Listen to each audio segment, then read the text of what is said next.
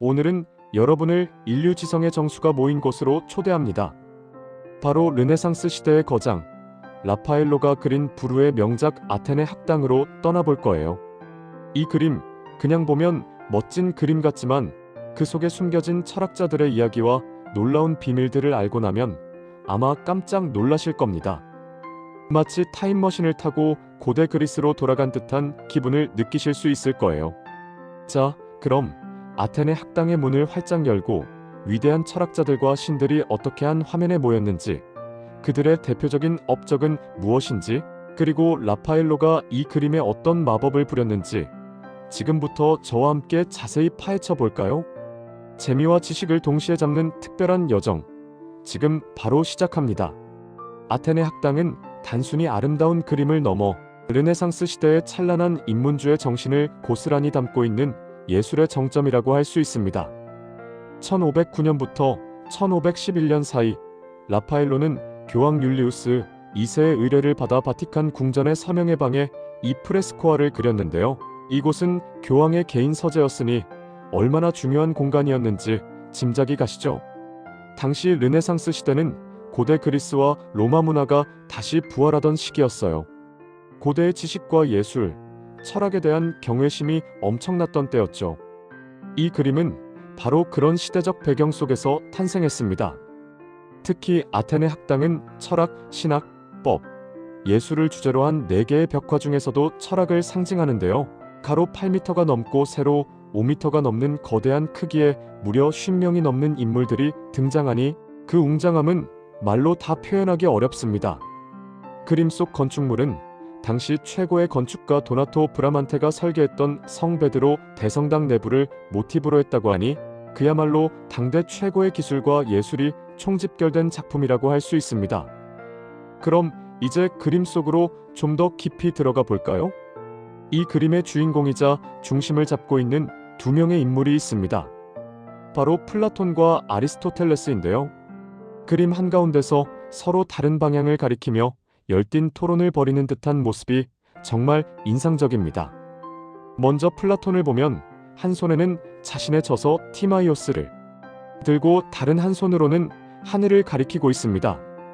이는 그의 철학, 즉 이데아론을 상징하는 행동인데요. 이데아론은 우리가 사는 현실 세계는 불완전하고 완벽한 진짜 세계는 우리가 눈으로 볼 수 없는 저 너머의 이데아 세계에 있다는 사상입니다. 플라톤은 이데아를 통해 모든 사물이 존재한다고 믿었죠. 그리고 놀랍게도 라파엘로는 플라톤의 얼굴을 당대 최고의 예술가이자 천재였던 레오나르도 다 빈치의 얼굴을 모델로 그렸다고 합니다.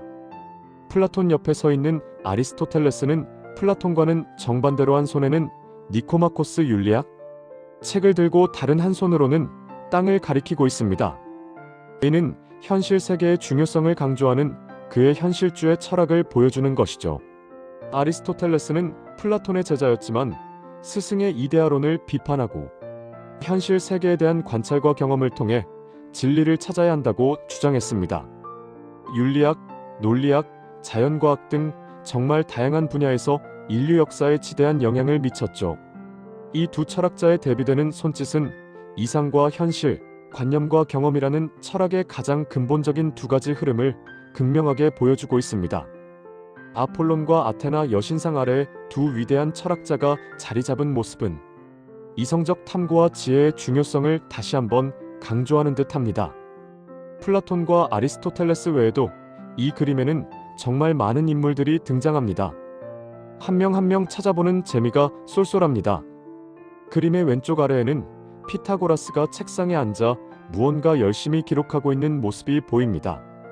그는 우리가 익히 알고 있는 피타고라스 정리를 정립한 수학자죠. 음악 이론에도 밝았다고 하니 정말 다재다능한 인물이었음을 알 수 있습니다. 그의 옆에는 고개를 숙이고 무언가 필사하는 모습의 아베로에스가 보이는데 그는 중세 아랍의 저명한 철학자이자 의학자였습니다. 플라톤과 아리스토텔레스의 철학을 아랍 세계에 전파하고 추석을 달아 유럽에 소개하는 데 큰 역할을 했죠.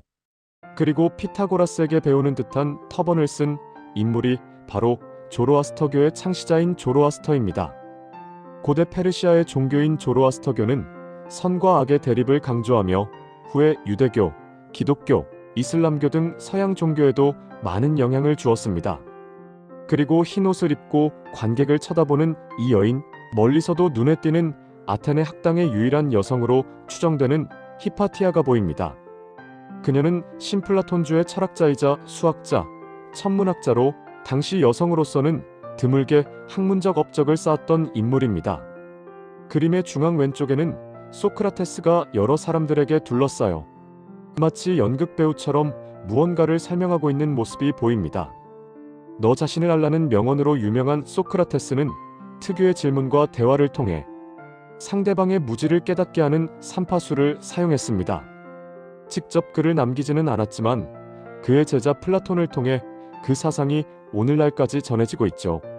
만물은 유전한다는 철학으로 유명한 헤라클레이토스가 계단 난간에 기대어 턱을 괴고 사색에 잠긴 모습으로 삐딱하게 앉아 있습니다.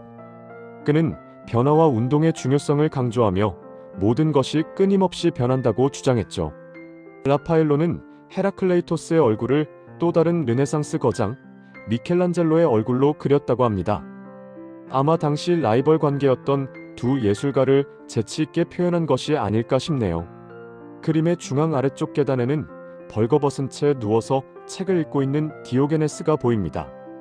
그는 견유학파 철학자로 물질적인 소유를 거부하고 자연으로 돌아가는 무소유의 삶을 강조했습니다. 한 번은 알렉산더 대왕이 디오게네스를 찾아와 무엇을 도와줄까라고 묻자 디오게네스가 해가 가리니 비켜달라고 했다는 유명한 일화가 존재하며 이는 디오게네스가 알렉산더의 존경을 받은 인물임을 보여줍니다. 이제 그림의 오른쪽 아래로 시선을 돌려볼까요? 컴퍼스를 들고 바닥에 무언가를 그리고 있는 인물이 바로 기하학의 아버지라고 불리는 유클리드입니다. 그는 기하학 원론이라는 책을 저술하여 현대 기하학의 기초를 다졌습니다. 우리가 학교에서 배웠던 유클리드 기하학, 바로 그분입니다. 유클리드를 둘러싼 제자들이 그의 가르침을 경청하는 모습이 정말 학구적인 분위기를 연출하죠. 그리고 유클리드의 오른쪽으로는 지구본을 들고 있는 프톨레마이오스가 보입니다. 그는 고대 그리스의 천문학자로 알마게스트라는 책에서 천동설을 주장했습니다. 태양이 지구 주위를 돈다는 이 천동설은 오랫동안 서양의 우주관을 지배했죠. 프톨레마이오스 옆에는 하늘의 별을 담은 천구일을 들고 있는 조로아스터가 보이는데 그는 고대 페르시아의 현자이자 예언자입니다. 그는 고대 페르시아의 종교인 조로아스터교를 창시했으며 빛과 어둠의 대립, 선악의 이원론 등 후대 종교에 많은 영향을 미쳤습니다. 그리고 이 모든 철학자들을 바라보며 그림의 오른쪽 구석에서 정면을 응시하고 있는 인물이 바로 라파엘로 자신입니다. 마치 내가 이 모든 위대한 철학자들을 한자리에 모았다 라고 말하는 듯하죠. 이렇게 그림 속에 자신의 모습을 그려 넣는 것은 르네상스 시대 화가들의 자신감을 보여주는 부분이기도 합니다. 이 그림은 단순히 위대한 인물들을 나열한 것이 아닙니다. 라파엘로는 1.2시도법을 사용하여 그림의 깊이감을 극대화하고 둥근 천장과 아폴론, 아테나 여신상으로 웅장하고도 우아한 분위기를 연출했습니다. 아폴로는 이성과 빛, 아테나는 지혜를 상징하는 신이니 철학의 전당에 이보다 더 어울리는 신들은 없겠죠. 그림 속 인물들의 배치 또한 절묘합니다. 플라톤과 아리스토텔레스를 중심으로 각 학파의 철학자들이 자연스럽게 어우러져 지식의 통합적인 탐구를 강조하고 있습니다. 고대 그리스의 지식과 르네상스 시대의 인문주의 정신이 완벽하게 조화를 이루고 있는 것이죠. 라파엘로는 이 그림을 통해 지식과 지혜의 중요성을 강조하고 철학적 사유의 가치를 대변하고자 했습니다. 르네상스 시대의 사람들은 이 그림을 보면서 인간 중심 사상과 고대 그리스의 지성에 대한 깊은 존경심을 느꼈을 겁니다. 유화 기법으로 그려져 선명한 색채와 뛰어난 보존력을 자랑하는 이 작품은 원근법, 인체 비례, 색채 조화 등 모든 면에서 완벽에 가까운 구도를 보여주며 르네상스 예술의 정수로 평가받고 있습니다. 어떠셨나요? 오늘은 라파엘로의 아테네 학당을 통해 고대 그리스의 위대한 철학자들과 르네상스 시대의 인문주의 정신을 함께 만나보는 특별한 시간을 가졌습니다. 플라톤의 이데아론부터 아리스토텔레스의 현실주의, 소크라테스의 삼파술, 피타고라스의 수학, 유클리드의 기하학까지 한 장의 그림 속에 인류 지성의 역사가 고스란히 담겨 있다는 사실이 정말 놀랍지 않나요? 라파엘로는 단순히 그림을 그린 것이 아니라 시대를 초월하는 지혜와 지식의 향연을 우리에게 선물해 준 것입니다. 이 그림은 우리에게 끊임없이 질문을 던집니다. 과연 우리는 어떤 가치를 추구하며 살아갈 것인가? 이상을 향해 나아갈 것인가? 아니면 현실에 발붙이고 살아갈 것인가?